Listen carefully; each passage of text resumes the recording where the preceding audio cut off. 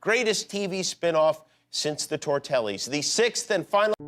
How does a man who spent decades in the shadows, dismissed as just a comedy writer, overlooked by casting directors, and doubted by an entire industry, become one of the most respected dramatic actors of the 21st century?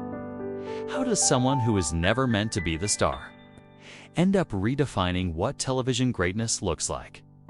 Before he was Saul Goodman, before the slick suits, the neon-lit office, and the legendary monologues, Bob Odenkirk was a man who Hollywood didn't know what to do with.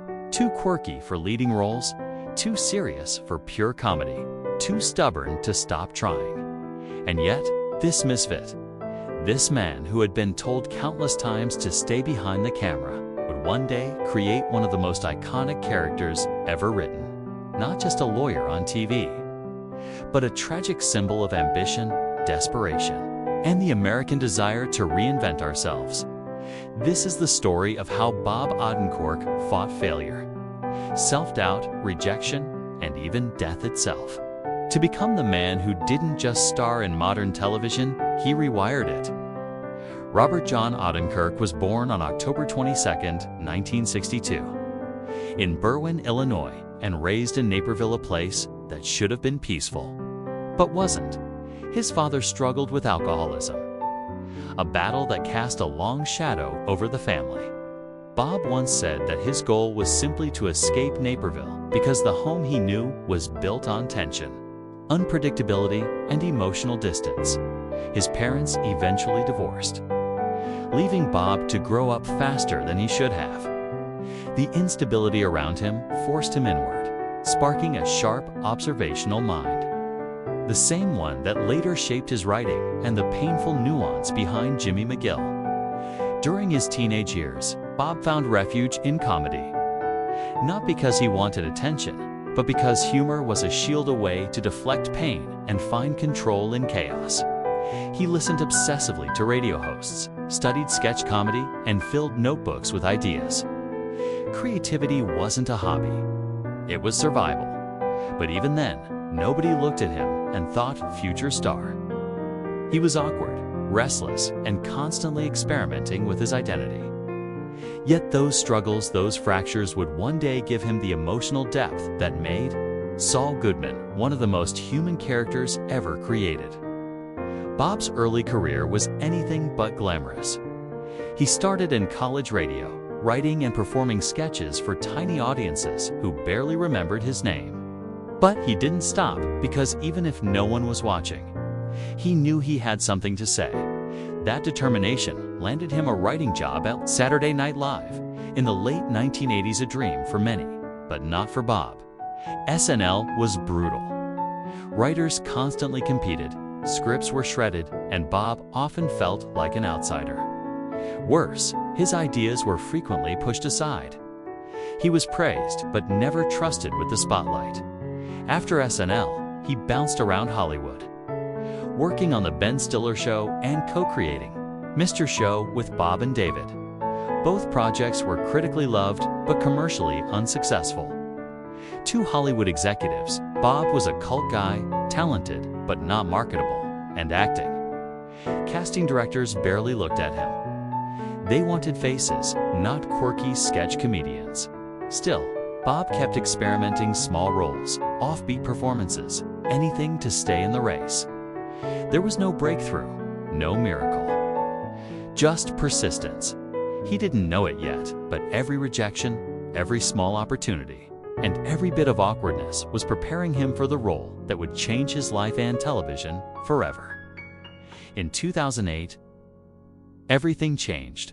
Bob Odenkirk was invited to audition for a small supporting character in a new AMC crime drama called Breaking Bad. The role? A shady lawyer named Saul Goodman. Originally, Saul was meant to appear in just a few episodes, comic relief in a dark, violent world. But Bob didn't play Saul Goodman as pure comedy. He played him like a man who wanted to be funny while hiding something broken underneath. A man whose smile was a mask. A man who knew the world was cruel and learned to bend before it snapped him in half.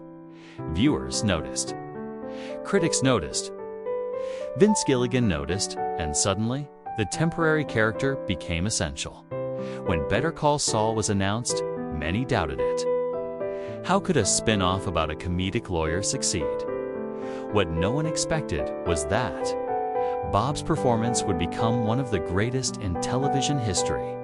Jimmy McGill Saul's true identity wasn't a joke.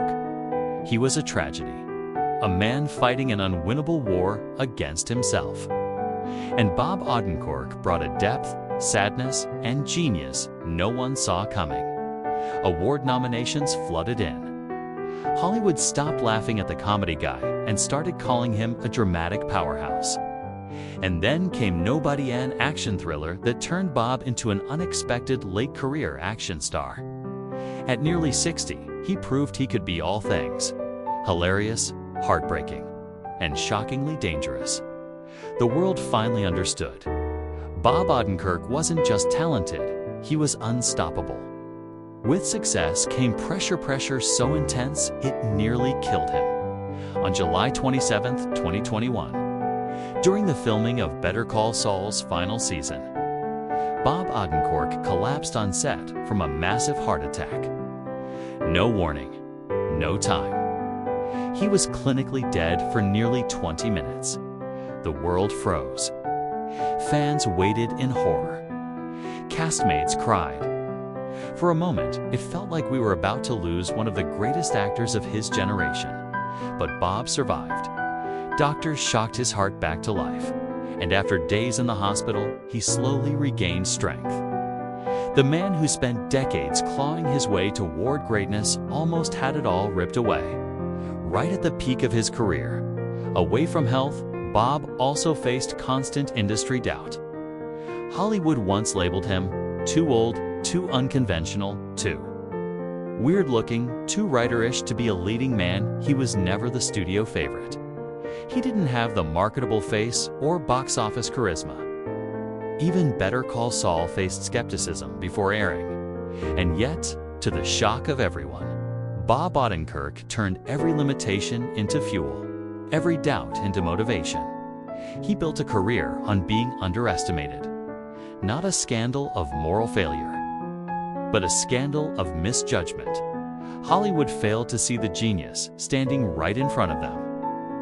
After his near-death experience, Bob did the unthinkable. He returned to filming Better Call Saul in just 5 weeks. Not because he had to, but because he refused to let the final chapter of Jimmy McGill be written without him. His comeback turned him into a symbol of resilience across Hollywood. No longer the quirky comedy writer now, he was the embodiment of discipline, grit, and artistic devotion. He expanded into new genres: action, nobody voice acting, dramatic film roles, authoring a memoir. Comedy, drama. He also quietly supported young comedians, funded independent projects, and used his platform to highlight social issues and public service causes. The world no longer saw Bob Odenkirk as the man who didn't belong. They saw him as the man who reinvented himself again and again till he became undeniable. Bob Odenkirk has done what few in Hollywood ever achieve. He transformed from a writer no one expected to be famous into a performer who changed the very landscape of television. His portrayal of Saul Goodman Jimmy McGill's considered one of the most emotionally complex characters ever written. A performance layered with humor, heartbreak, ambition, and tragedy. He proved that success doesn't have an age limit. That reinvention is always possible. And that greatness belongs to those who refuse to quit Devon when the world counts them out. The journey of Bob Odenkirk proves that the most extraordinary stories aren't about being chosen, but about choosing yourself. If you enjoyed this story, don't forget to like, share, and subscribe for more Hollywood legends, untold scandals, and powerful rise and fall journeys.